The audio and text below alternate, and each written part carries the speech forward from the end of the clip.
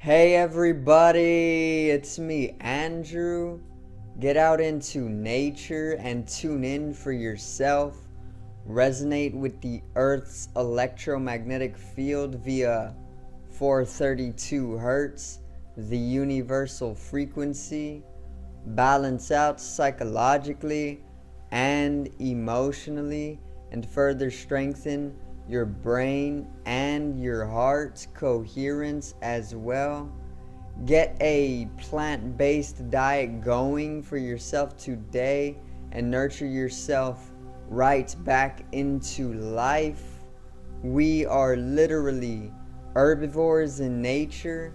Further balance out your physical body's pH level and to get with alkalinity. Then you can generate some static electricity.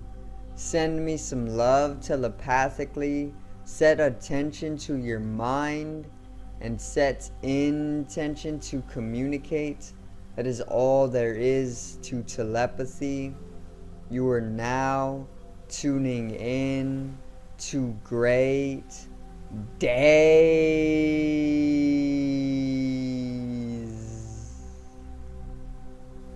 And today I have the next episode in the series 3 Types of Starseeds, which today's episode is going to be number 7, and I'm pretty much just going to cover 3 more starseeds for you guys so that we can come to understand some of the various different entities that we have forgotten throughout this collective amnesia. Also, so that you can come to understand your otherworldly genetics, or even your DNA that is pretty much from off planet, or maybe in connection to some of the deeper entities living on the planet. So today's video is 3 Types of Starseeds 7.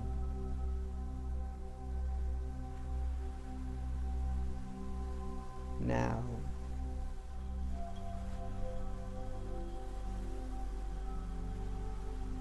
let's get right into it, alright? So, the first type of starseed that I'm going to cover for you guys are the Nummos, or something. I don't know if I'm pronouncing it right, but they're called the Nummos, or the Nummos. Okay, that's how you spell it. You can literally say it how you want. Nummos, Nummos, or they have been also referred to, which is what I know them purely as, the dolphin race, and not specifically the dolphins that are living within the ocean right now, but more so a race of peoples or beings from off planet called the dolphin race. Okay, so the dolphins, or the Nummos, the Nummo peoples. Obviously, guys, you can do all your own research and go dive deep into this stuff along with me, because all mythology is based on some truth, okay? And that's the truth about it.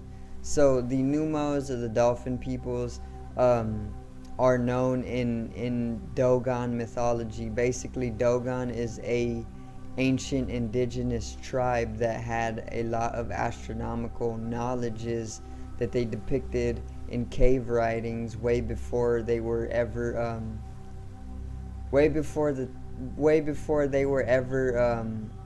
pretty much able to even pull in such knowledge of an astronomical measuring. They had this knowledge, just as though the Sumerians had all of this ancient knowledge of outer space and various different gods and civilizations. The Dogon peoples, who were an ancient indigenous tribe, had all of these astronomical knowledges as well, and they depicted them upon the caves. And one of the one of the stories or one of the mythologies or one of the beings that they actually foretold of or told of was the Dolphin people or the Nummos. Either or, they go by both.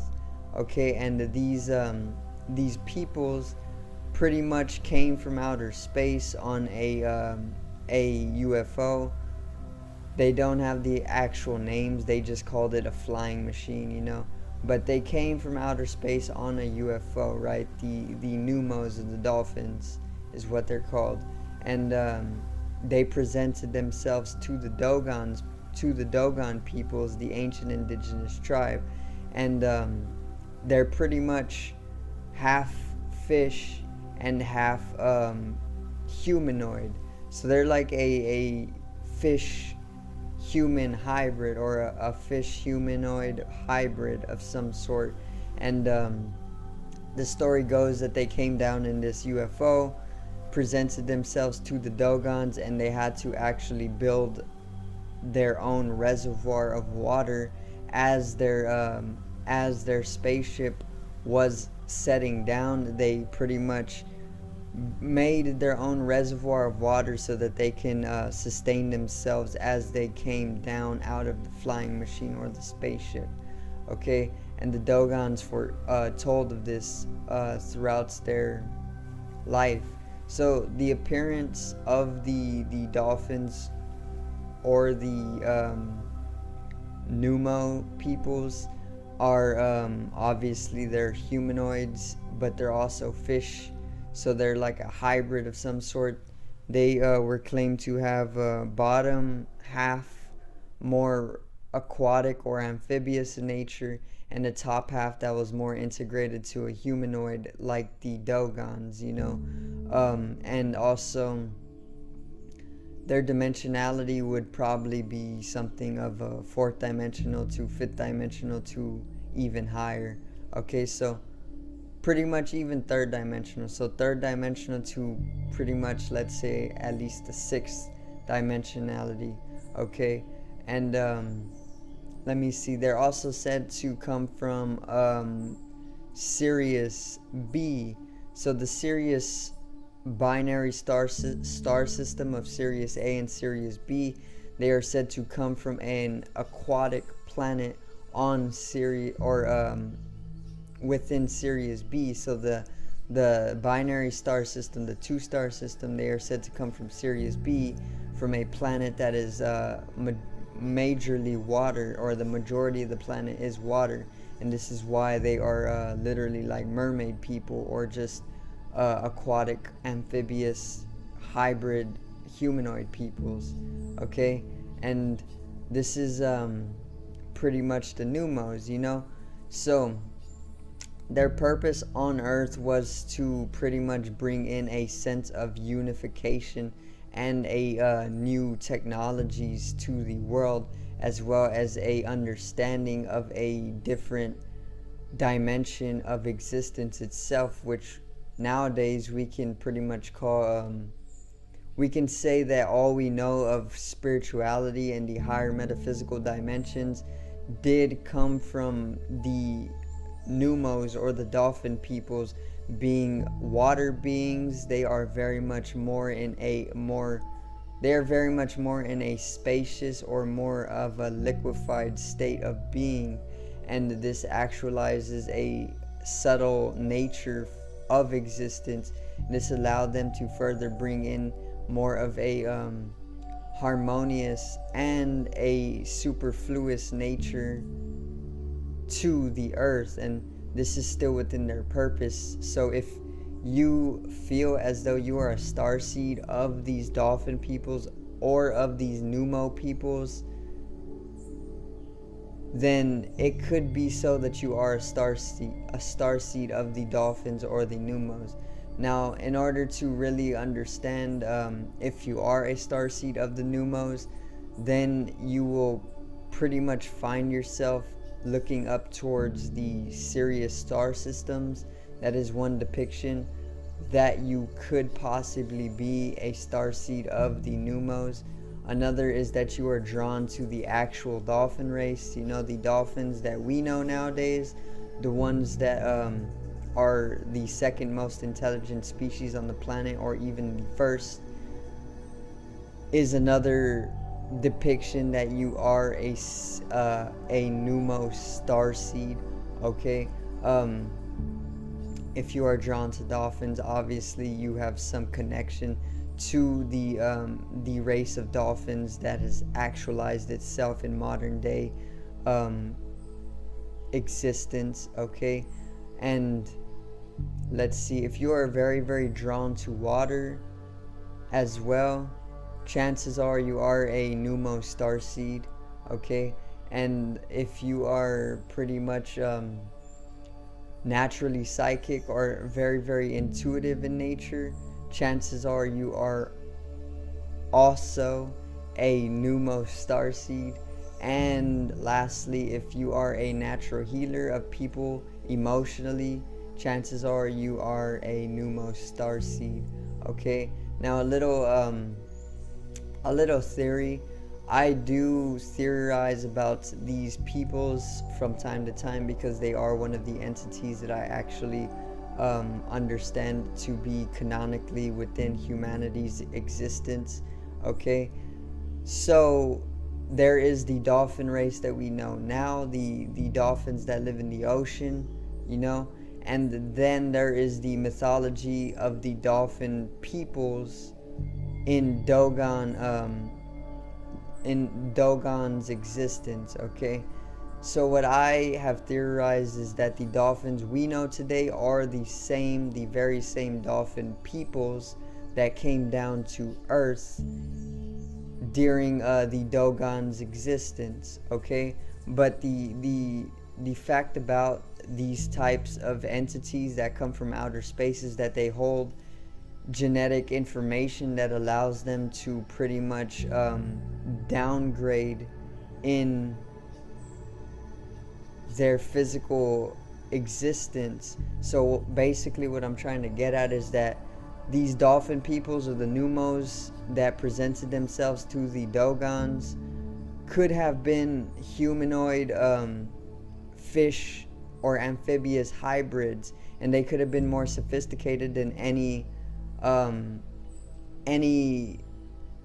indigenous peoples that were living on the earth at that time.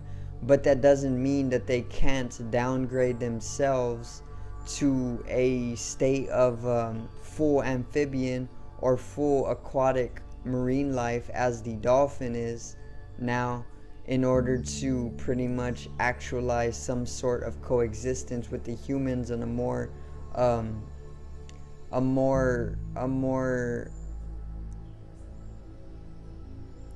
easier method, you know, or not an easier method, but like a fluid method in a way, because maybe humanoid hybrids that are amphibious in nature would be a little too extreme to the modern day man.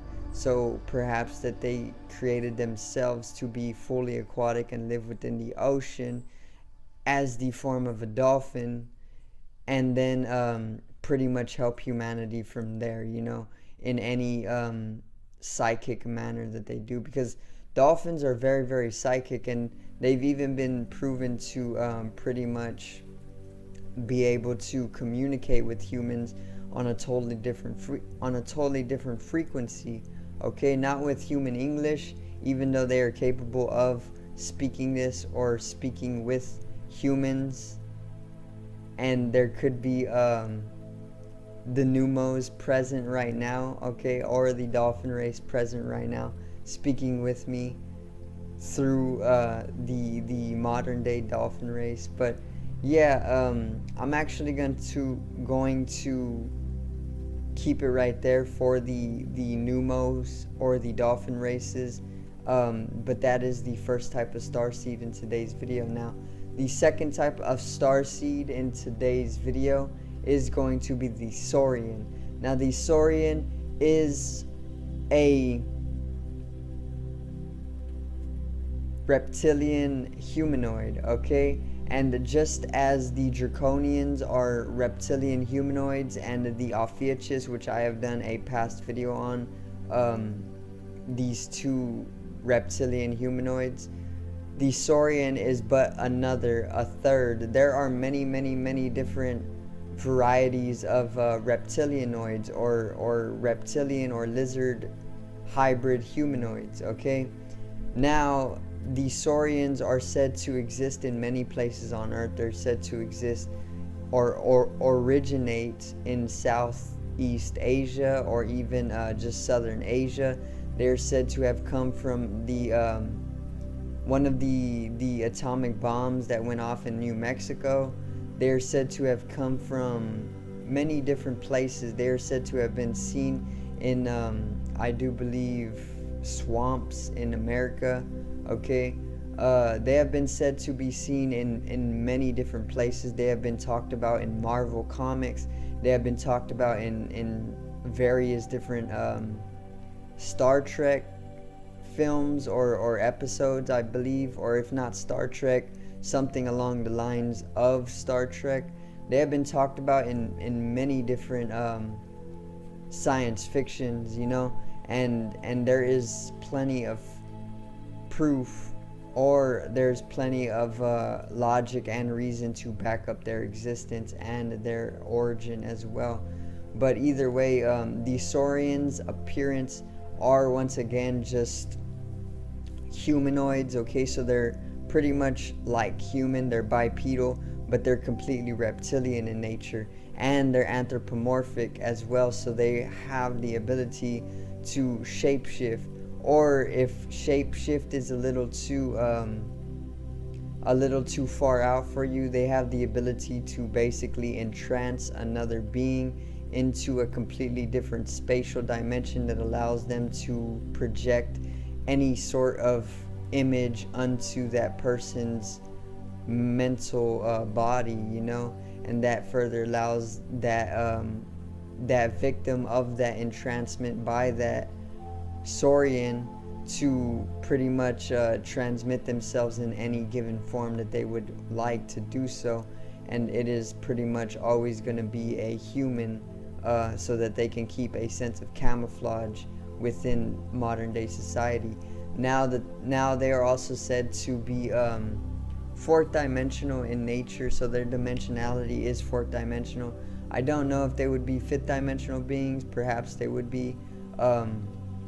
They're also said to be third dimensional as well, but most of the time they are fourth dimensional in nature, so they do take up this anthropomorphism as a result of being fourth dimensional, or just a translucency as well, or just a pure mental form, you know, like a ghost kind of, translucent, mental, and anthropomorphic in nature. Now their purpose here on the earth is, if we're going with the malefic purpose, their purpose is to pretty much drain the earth of its resources and prey upon some of the lesser beings, you know, pretty much like preying on humanity. That's what their purpose would be, along the lines of. Or they are here to drain the earth of its resources, so that they can take back to their constellation and build upon their galactic empires. Okay, they're kind of also like galactic pirates in a way as well. They've been talked of in this manner. So they have also said to exist within the inner earth, which we know the inner earth has civilizations and matrices, and one of these civilizations is known as Agartha. It is an inner earth kingdom, and it is also said further in plenty of literature written on Agartha to be inhabited by lizard people or reptilianoids. So there's further connection there. If you want further proof, then you can do your own research, read up on this stuff, because there's plenty of backing. Okay, it's just so that we are asleep in the matrix, and we aren't supposed to be pulling in too much information about this stuff, because it can cause a massive uproar. Okay, But yeah, you could be a Saurian, a Saurian starseed yourself, because we actually hold a lot of the genetics of reptilians, and this is very much due to the fact that we were once reptilian in nature, and the cerebellum, which is one of the lower minds, is actually known as the reptilian mind. And we only have the cerebellum because we were once reptilians, or we were once lizards, and that was our main brain. That cerebellum was once our higher brain, and it is known as the lizard brain, or the reptilian brain, because we were literally once lizards. Okay, and this was in our past evolutionary path. So pretty much we have now evolved, obviously, into primates, and then now we're evolving even further. And yeah, the fact that we have the cerebellum, or the reptilian brain as it is known as, is the proof that we were once lizard people. And this is why we in majority are also Saurian starseeds. Okay, so their benefic purpose here on the earth would be to pretty much sustain the matrix, and not only the matrix, but keep the inner earth sustained and maintained as well, under the watch of Brahma, or even the universal energy. So they're pretty much just highly in tune with the universe, and they're very, very technological in nature. They hold immense technology, and they can even be said to be giving us the technology that we have nowadays, which is actually progressing at an accelerated rate every single day. And they are said to be the originators of such technology, and they give the actualization of this global digitalization the progression that it's taking nowadays as well. So that is a little bit on the benefic purposes of the Saurian race. Okay, now if you feel as though you are a starseed of the Saurians, which you probably are, because most people on the earth are, okay, chances are you are very, very drawn to lizards or reptilians or even snakes. Okay, if you continue to see snakes in your dreams or in symbology within your life, or if you have been somebody who is always drawn to reptilians, or even lizards, or even just snakes, then you are a Saurian starseed. Okay, if you have always been somebody who has believed in reptilianoids or human hybrid lizard people, then chances are you are a Saurian starseed as well, and you are trying to tell yourself that there are true beings out there in the universe, or literally on Earth.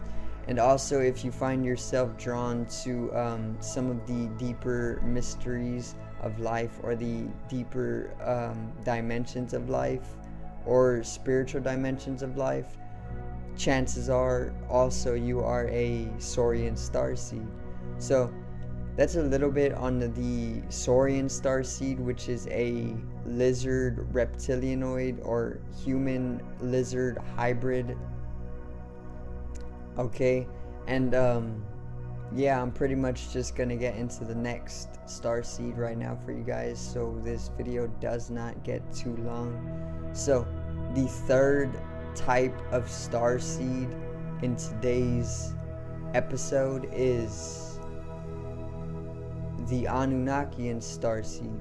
Okay, so I've talked about the Anunnaki plenty of different times here on the channel, and they pretty much brought to life the Sumerian race, the Babylonians, the Assyrians, and a few other civilizations that we know today. Okay, one of the earliest recorded civilizations is the Sumerian race, which was actually ruled by an Anunnaki. So the Sumerian god Enki or Enlil, either one, was pretty much the ruler of Sumeria. okay, or Sumerian times, and that being was actually an Anunnaki god, okay, or an Anunnaki being that pretty much was given the mission to come down to Earth and establish a civilization in order to establish more ruling over the Earth at that time, because the Anunnaki at that time actually needed to mine the Earth so that it can sustain its atmosphere, and what it needed to mine was the Earth's gold in order to power its planet, which is Nibiru, and which is also said to be in connection with Sirius B as well. Just like the Nummo species, the amphibious human hybrid species came from Sirius B, the same goes for the Anunnaki. Nibiru is said to be a planet that they were consciously driving like a spaceship from Sirius B all the way over here to our solar system to pretty much land near Earth, or even Maldek, I believe it is called, which is a planet that was once in our solar system that is pretty much identical to Earth but was way larger. And then pretty much they brought down some of their peoples, which was Enlil and Enki, Sumerian gods or Anunnakian gods, and then they further established aquatic civilizations. Enlil or Enki, I think it's Enlil, established a aquatic civilization, a civilization under the water, and then Enki established the Sumerian civilization, which was above water, okay? And we don't know too much about the underwater civilization that the Anunnaki established because we're surface dwellers, but the people or the beings who live within the oceans at the deeper depths on the earth would pretty much know about those areas of the Anunnakian race and their place on the earth. But the appearance of a Anunnaki is pretty much just a human. Like, they're very, very human-like. Okay, they have also been depicted as having 4 legs with a human head and beards, you know, and then wings and such, but most often they are literally just humanoid and like they're literally just humans. They kind of look like Spartans actually, or galactic Spartans. And then they are also often depicted with giant wings as well, kind of like angels, and they're probably the ones who created angels in the first place, and then put it out there through, you know, the Bible and other various depictions of angels, you know, and demons. But yeah, the Anunnakian race are literally just humans. Like, they created humanity, so we are created in their image, so they are literally just humans, and they are immensely advanced technologically. They're very, very intelligent as well. Now their dimensionality would be 5th dimensional, 4th dimensional, and 3rd dimensional, but most often they would be said to be of a 5th dimensional nature, which is bodiless consciousness, and they are pure light beings, okay? They actually are pure white light beings, and what they did for our creation is that they split us into 7 different hues of this white light through the prism, okay? Now, they are beings of pure white light, and this is what actualizes their 5th dimensionality. But when they created humanity, or when the Sumerian race created humanity for the Anunnaki, they pretty much took that white light that they are, and they split it into 7 different hues, which is the red, the orange, the yellow, the green, the blue, the indigo, and the violet. And that is why we have these 7 different energy centers, or the 7 chakras, okay? Because we are literally just manifest from that splitture or that division of light into 7 different hues. And this is further why we have these 7 different chakras, because it's these 7 different points of the brightest refraction that is taking place, okay? And the Anunnaki are pretty much immortal in nature. They're eternal because they're the true form of this division of light, or this split of light. Now, their purpose here on the earth is to pretty much bring humanity and the rest of the globe to a higher vibration or a higher dimension, which they are and have been doing for literally eons, hundreds of thousands of years. They have been doing this, okay? And what they do is they set up civilization. They literally create civilization, and then they kind of make it like a movie, in the way that when we create a movie, there's a beginning and an ending, okay? And this is exactly what the Anunnaki do, but instead of a movie, it's literally a whole civilization. So they literally created or played a part in creating Atlantis.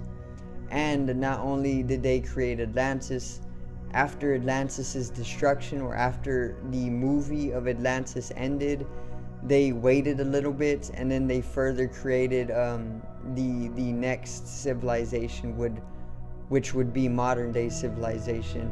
And when modern day civilization comes to an end, they're gonna wait a little bit, and then they're gonna do it again. They're pretty much just putting on movies after movies within the concept of time, which is something that they created as well. And then they further go about doing that to pretty much just keep continuing the raise in vibration or even dimension for the earth as a planet, so that they can pretty much coexist with it and use it anytime that they need as a interdimensional hub of some sort, for existing on many different dimensions at once, okay? So there's a lot to explain with the Anunnaki, but their dimensionality once again would be 5th dimensional and higher. Their appearance would literally just be like, truly be a human, pretty much with wings at times, or even a galactic type of Spartan as well. Also their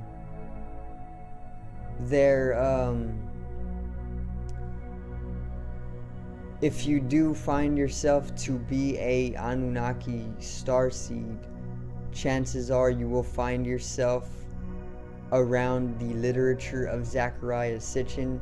Zecharia Sitchin is an author that has actually written a lot about the Anunnaki, and he has actualized a lot of knowledge on the Anunnaki intuitively.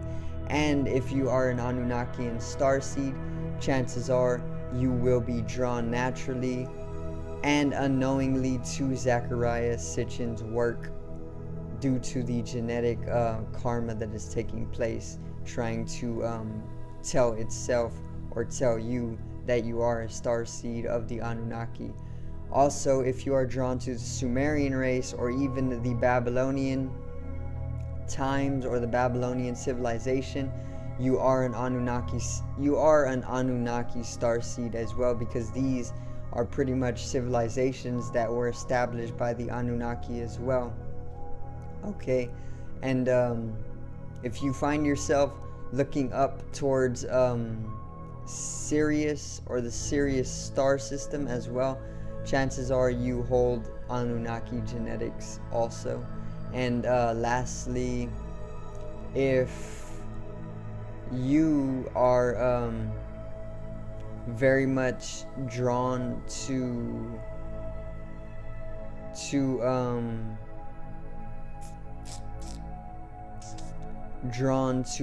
the purpose of bringing humanity into the fifth dimension, or if you are said to be a chosen one.